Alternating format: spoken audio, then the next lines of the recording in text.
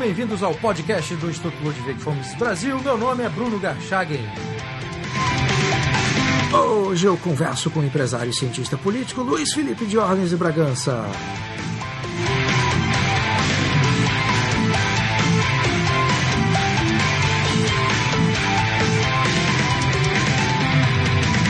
Seja muito bem-vindo, Luiz Felipe. Muito obrigado, Bruno, estar aqui com você mais uma vez.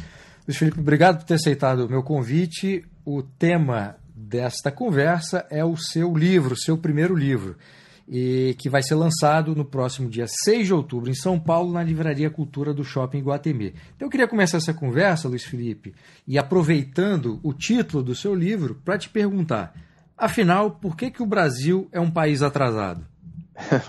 Obrigado, Bruno. Olha, as respostas estão muito mais óbvias e são muito mais simples do que a gente imagina.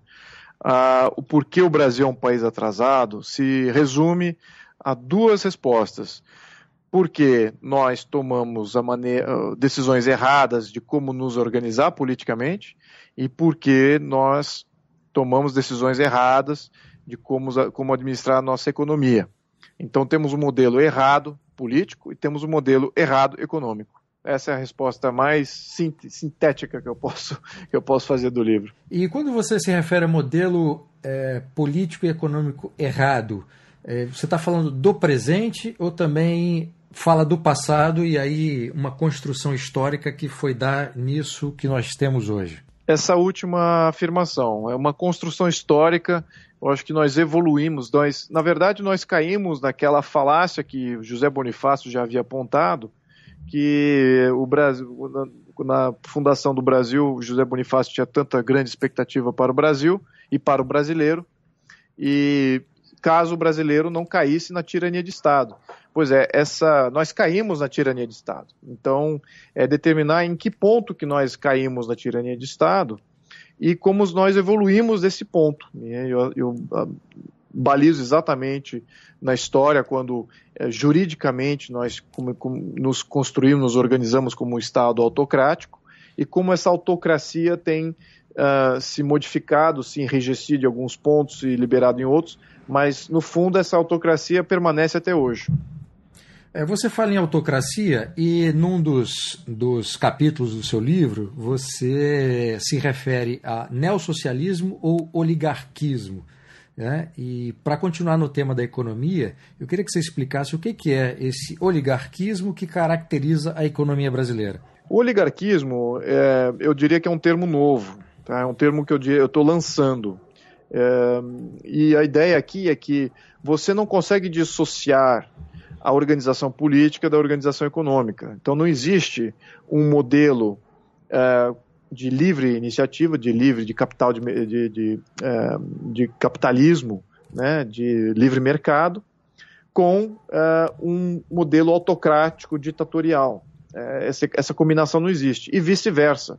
Não existe uma economia totalmente socializada com uma política liberal, separação de poderes e soberania popular. Então, existem essas duas convergências. Geralmente, quando você tem oligarquias econômicas no controle da economia, tende-se a ter oligarquias políticas no comando da coisa pública. Então, existe uma simbiose aí entre esses dois tipos de oligarquias. E isso que eu chamo de oligarquismo. Então, é uma prevalecência de oligarquias políticas e econômicas no ecossistema político, social e econômico brasileiro. Luciano, para quem não está acostumado com esses termos, né, quem ouve o podcast e não está familiarizado com essas expressões, o que é oligarquia política? O que caracteriza? Qual é a natureza? A oligarquia, o termo oligarquia, ele aufere a Grécia Antiga, o termo inicial era governo de poucos. A diferença, que é importante, a diferença de uma oligarquia para uma aristocracia, por exemplo, é que a oligarquia ela visa o bem próprio e uma aristocracia, por definição, ela visa o bem comum. É uma distinção que a gente se perdeu no tempo também, né? Hoje em dia as pessoas acham que oligarquia significa aristocracia e vice-versa. Existe uma distinção muito clara historicamente.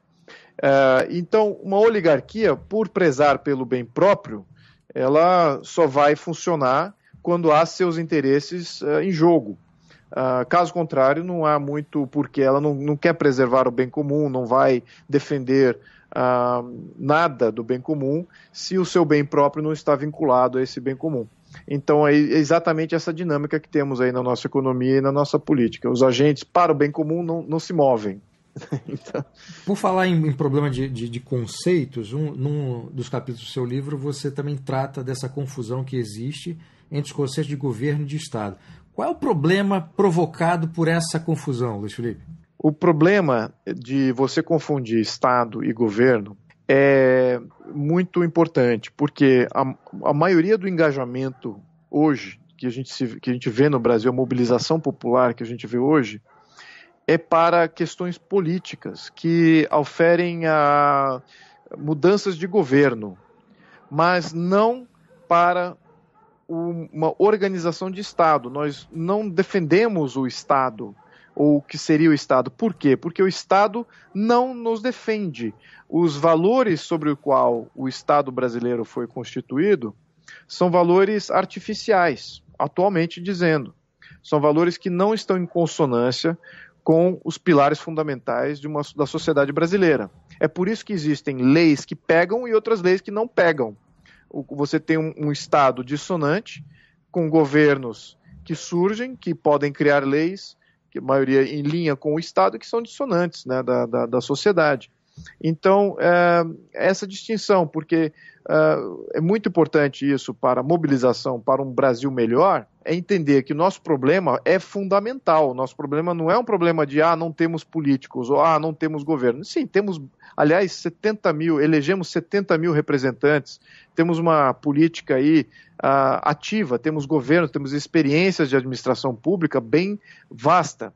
O que nós não temos é uma organização de Estado efetiva. Então nós temos que focar agora a nossa militância em questões de Estado, de pilares fundamentais. E é isso que o livro alude, porque todos os nossos problemas, que têm permeado os últimos 100 anos de Brasil, advêm das nossas organizações de Estado e não necessariamente dos governos. Um elemento fundamental dessa organização de Estado é a Constituição Federal. E num dos capítulos você trata desse problema e diz que a nossa Constituição não promove o Estado de Direito. Eu queria que você explicasse isso e, na sua resposta, você acrescentasse o que, afinal, essa nossa Constituição promove. A nossa Constituição, o Estado de Direito nada mais é do que você ter um Estado comandado por leis, um Estado comandado por um sistema que é um sistema desencarnado, ou seja, ele não é um sistema baseado em personalidades ou pessoas. Então, um Estado de Direito, a eunomia, que eu também chamo isso durante o livro, ou seja, as boas leis, que os gregos sempre oferiam as boas leis, são leis em consonância com esses pilares fundamentais. Quando você não tem um Estado de Direito, quando o nosso arranjo constitucional, de fato, ele não permite um Estado de Direito, é que você tem leis conflitantes, e aí, ou ambíguas. E essa ambiguidade e esse conflito, isso é uma abertura para um governante tomar uma decisão, tomar uma jurisprudência, para que lado ele vai. E isso permite demais, isso acaba criando muita permissibilidade aos governos e às burocracias que interpretam as leis, tais quais elas são apresentadas, que não são muito claras, e então há sempre uma expansão de burocracia, há sempre uma falta de limites de governos, exatamente porque a nossa Constituição ela não está não está validando, não está de fato querendo criar um Estado de Direito. Ela, no fundo, ela está permitindo a ação de governos e burocracia na sua ambiguidade. Então, acho que é por aí que a gente tem que trabalhar, começar a ter clareza nos nossos artigos constitucionais. Bom, falamos de organização ou desorganização do Estado e tem um capítulo que é um capítulo inicial, o capítulo 2, que você trata o título é Uma Sociedade Desorganizada. E eu queria te perguntar o seguinte, esse problema que você acabou de mencionar esse problema fundamental do Estado, que se traduz na Constituição que nós temos. Esse problema é origem ou consequência de uma sociedade desorganizada? No fundo, o que vem primeiro? Né? A sociedade que se desorganiza e cria esse tipo de Estado, ou esse Estado se constitui dessa forma e provoca dentro da sociedade uma desorganização? Perfeito. Acho que isso é um tema de debate bem amplo, sobretudo concernente aí ao pensamento geral do brasileiro, que tudo é cultural, né? Que o brasileiro não tem uma organização societal de sucesso, que não condiz ao sucesso, que não leva à prosperidade, que não leva à criação de riqueza e criação de avanços na nossa humanidade. E isso tudo é falacioso no meu ponto de vista. Então eu sou bem categórico em afirmar que as nossas constituições, elas têm um papel fundamental em criar cultura. Elas têm um papel fundamental em representar a universalidade de direitos naturais que existem, né, numa sociedade saudável, e que não cabe ao povo ou à sociedade delinear esses direitos, né? Isso não é uma função da sociedade. A sociedade nunca lidera esse tipo de avanço. Sempre quem faz uma Constituição, e isso nas histórias, na história das Constituições, tem sempre sido alguns poucos iluminados que captam exatamente essa aspiração natural da sociedade local e que transferem isso para o papel, para a Magna Carta. Então, o processo efetivo de você fazer uma Constituição está na mão de poucas pessoas. E a cultura, de fato, ali não é afetada. Ele está ali com a caneta na mão e o que ele vai estar pensando é exatamente o que seria, para quem que ele vai criar soberania. Se é uma soberania popular ou se ele vai criar uma soberania de Estado. E é exatamente esses viés que vão estar influenciando aquele que vai estar escrevendo, aqueles, né, que vão estar escrevendo a Constituição. Mas a participação popular e a cultura, ela não necessariamente transparece nesse processo de formação constitutiva. Muito pelo contrário, nós temos exemplos de rupturas, de constituições que eram verdadeiras rupturas com a cultura original, com a cultura de base do povo, e que ao longo do tempo, por haver muita força de Estado em promover aquela cultura que estava institucionalizada, acaba por mudar a cultura de um povo. Então, eu acho que a Constituição, sim, ela tem um fator cultural e um fator original também muito forte. E é isso que a gente tem que iluminar os nossos legisladores, quando eles entendem que é o contrário, quando eles entendem que é a cultura que... Adoraria que a cultura fosse a originária de muito disso, porque eu acho até que a cultura do brasileiro a gente desconhece a verdadeira cultura do brasileiro, né? Nós tivemos aí uma interferência de Estado há 100 anos promovendo a nossa cultura, promovendo o nosso futebol, promovendo o nosso carnaval como instrumentos de Estado, que eu fico perguntando, poxa, qual seria a nossa cultura se o Estado brasileiro não tivesse financiado a nossa cultura durante todo esse tempo, né? O que seria de nós culturalmente hoje, se não houvesse aí quase 100 anos, desde 1930, vamos vamos dizer efetivamente que começou o financiamento de cultura na Era Vargas. E como é que seria a nossa cultura? E é essa cultura sufocada que, se ela por acaso tivesse algum dizer sobre como nos organizar constitucionalmente, eu garanto que não seria essa Constituição de 88. Então, é para aí que eu acho que o livro está aludindo, é que a gente tem que resgatar essa cultura que está sufocada aí debaixo dessas interferências de Estado também na cultura. Esse aspecto é interessante, e no seu livro você faz uma comparação entre as constituições brasileiras, desde a primeira de 1824, e esse processo de mudança dentro desse grupo, né, que faz a Constituição, isso está muito evidente, né, quando você compara no seu livro as constituições. E aí isso cria um outro problema, Luiz Felipe, que é o seguinte: quando essas pessoas que são estão, né, temporariamente numa função de criar a Constituição, essas pessoas já são o resultado de um determinado tipo de degradação manifestado pelo estatismo, por exemplo, isso fica também evidente e isso será positivado na Constituição, né? E o aumento da responsabilidade do Estado e do próprio tamanho do Estado você mostra no seu livro. Como é que se resolve essa equação quando quem está lá não é tão iluminado quanto deveria e assim cria uma Constituição como a de 88?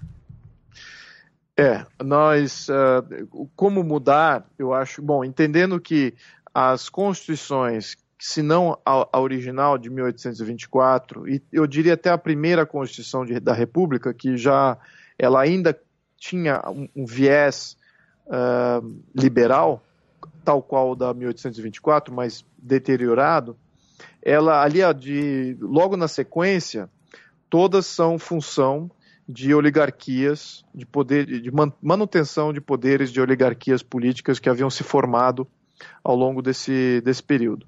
Então, é muito importante entender que hoje temos uma Constituição propícia e feita por e para as oligarquias políticas do Brasil. Muito bem, isso dito, como mudar isso? Primeiro, não podemos colocar representantes dessas oligarquias em uma situação em que ele possa ter poderes de refazer a Constituição. O que nós temos que ter uma renovação política plena e que essa renovação esteja aí com o chip, com o software para fazer uma nova Constituição. E temos que ter aí uma Constituição que rompe com esse sistema oligárquico que nós sistematizamos. Então, isso só vem com uma ruptura política, eu não diria que seria uma ruptura revolucionária, mas sim através do voto, né, novos representantes. Mas temos que ter aí a revolução da consciência também, né? Temos que supor que esses que estão entrando, esses novos que estão entrando, estão com as novas ideias, estão com essa visão que temos que reformular a nossa Constituição e para o bem comum, e não visando o interesse de uma ou outra oligarquia que seja. Então, por enquanto, esse é o modelo de mudança. Luiz Felipe, para encerrar, esse poder das oligarquias que você acabou de explicar que explica o fato de ainda mantermos o sistema presidencialista no Brasil, considerando que quase todo mundo envolvido é parlamentarista, como o Brasil, aliás, já foi até 1889? Sim, o poder presidencialista ele é propício a favorecimento de oligarquias, porque a oligarquia dominante terá poderes plenos. Num sistema parlamentarista, em função da fragmentação do poder executivo entre chefe de Estado e chefe de governo, e que o chefe de governo, por estar respondendo não ao chefe de Estado, mas está respondendo sim ao parlamento, se for um parlamentarismo de verdade, em que o gabinete possa ser deposto pelo parlamento também. Então aí temos uma possibilidade de começar a limitar esses poderes de controlar todo o sistema. O que nós vimos aí com Lula e Dilma foi exatamente a exacerbação do problema presidencialista no Brasil. Eles, com o poder executivo, que tem poderes nominativos, que comanda a economia, comanda a agenda política, com esse poder extremo, é muito difícil você não somente removê-los, mas deixar de que eles limitem o que eles possam fazer na coisa pública, não somente dentro da economia, mas também nessa questão patrimonialista que eles estão sempre postulando, ou seja, transferir poder da sociedade para o Estado. Então, eles têm nadado de braçada com o sistema presidencialista. E, diga-se de passagem, quando houve plebiscito, todos os partidos de esquerda, todos eles queriam o presidencialismo. Eles não queriam o parlamentarismo, eles foram contra a ideia de parlamentarismo exatamente porque havia essa fragmentação de poder político. E eles não conseguem operar como eles queriam, com as suas aspirações de poder totalitário, num sistema parlamentarista. Mas sim, num sistema presidencialista isso seria muito mais fácil. Aí eu tenho alguns exemplos de parlamentarismos que tiveram que se tornar presidencialistas para virarem totalitaristas, mas a gente pode entrar numa outra conversa. Bom, Luiz Felipe, muitíssimo obrigado pela entrevista. Fica o convite para a semana que vem, dia 6 de outubro, o lançamento do livro Porque o Brasil é um País Atrasado, na Livraria Cultura do Shopping Iguatemi, em São Paulo. Muito obrigado. Perfeito, Bruno. Muito obrigado. Obrigado.